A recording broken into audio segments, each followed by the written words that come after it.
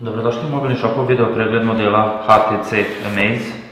Ovaj model koji funkcioniše sa mini SIM karticom i na tržištu se pojavio u oktobru 2011. godine. To znači da je u pitanju malo stariji model, ali ono što je interesantno i što ga čini posebnim su njegove tehničke karakteristike koje su izuzetne i besprekorne, te se on i nakon 2 godine nalazi na tržištu i reč je i dan danas o izuzetno konkurentnom modelu odličnih tehničkih karakteristika. Sadržina paketa ovog modela uključuje naravno telefon i bateriju, uputstva za upotrebu, slušalice, punjač i slušalice koje su ujedno i USB kablovi za povezivanje telefona. Ono što je učinilo da ovaj model tako dugo opstane na tržištu, da tako kažemo da ne bude pregažen, je njegova zaista ogromna kompletnost. U pitanju je jedan fantastičan uređaj besprekorne izrade. Rekao bih da možda je ovakav kvalitet izrade danas prilično zanemaren, kao što se ovaj može model pohvaliti. Zadnji poklopac ovog modela je od plastike, deo je gumiran, deo je od jedne matirane plastike, ali sam uređaj odlično lepo leži u rukama, upravljanje s njim je besprekorno. Sama kompaktnost, detalji i dizajn su na visokom nivou. Ono što se ovom telefonu možda može zameriti je dosta velika težina, naime ovaj model ima 173 grama, pomalo je čak i bucmast, da tako kažemo, ali opet, kažem, ta njegova težina osigurava jedno lepo ležanje u ruci i odličnu kontrolu nad samim uređajem. Kad smo rekli da je u pitanju besprekoran kvalitet izrade, to se ogleda u mnogim detaljima, pa čak i recimo ovaj model posjeduje jedno dugme ili tako da kažem taster za otvaranje zadnjeg poklopca. To je nešto što danas izuzetno retko viđamo kod modela. U samom telefonu je smešten baterija, u pitanju je litijum-ionska baterija od 1730 mAh koji je solidna. Također tu je ulazak za karticu, kao što smo rekli u pitanju je mini SIM kartica, kao i ulaz za microSD karticu. Ovaj model može da proširi svoju memoriju do 32 GB, a inače posjeduje 16 GB interne memorije. Sa prednje strane ovog modela nalazi se 4 tastera koji su osjetljivi na dodir. Centralno je naravno smešten njegov displej, u pitanju je SLCD, Super LCD displej od 4.3 inča sa podrškom multitoucha.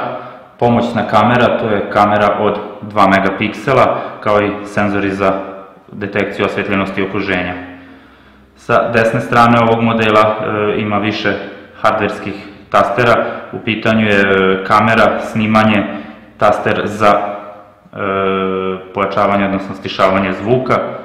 Sa zadnje strane ovog modela smeštena je njegova glavna kamera, to je kamera od 8 megapiksela koja posjeduje veliki broj podržanih opcija, mogućnosti, da tako kažemo, autofokus, touch focus, detekcija lica.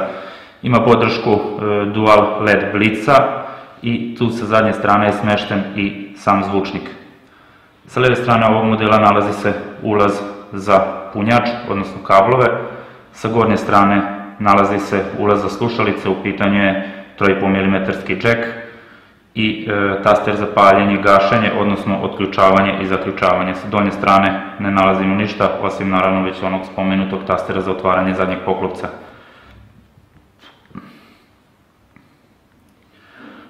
Ovaj model funkcioniše sa Android operativnim sistemom. On je prvobitno, s obzirom opet da je reč o modelu iz kraja 2011. godine, funkcionisao sa 2.3.4 Gingerbread operativnim sistemom.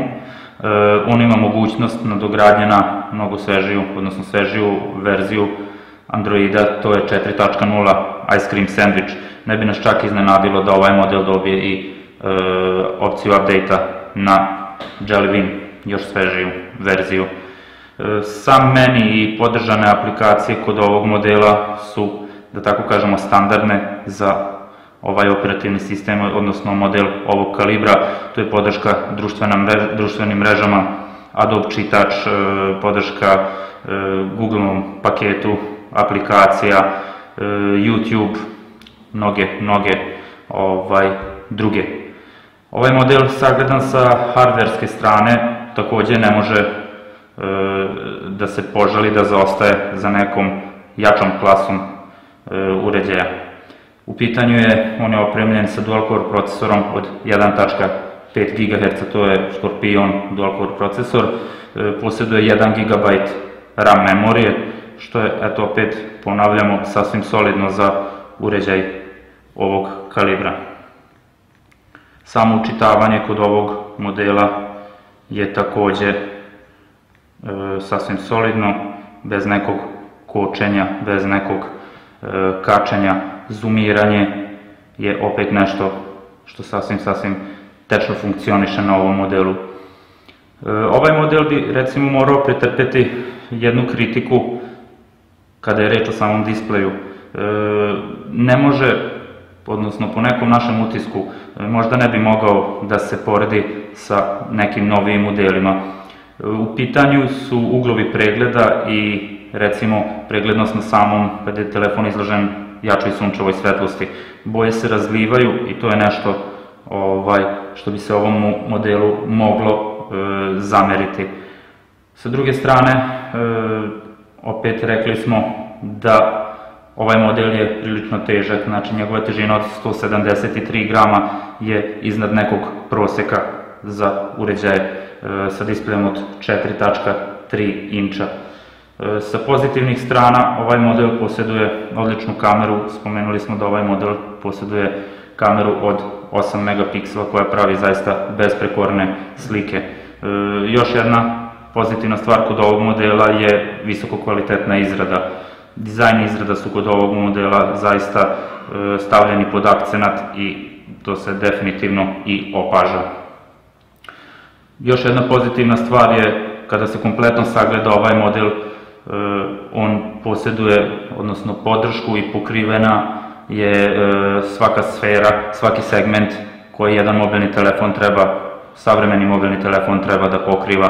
Znači, u pitanju je visoka kompletnost telefona, bilo kad su u pitanju aplikacije, kamera, Wi-Fi, znači sa svih strana možemo reći da je ovaj telefon dobro potkovan i definitivno uređaj koji zaslužuje svaku preporuku. Ovaj model kao i mnoge druge možete pogledati i kupiti na našoj web stranici www.mobilnishop.com.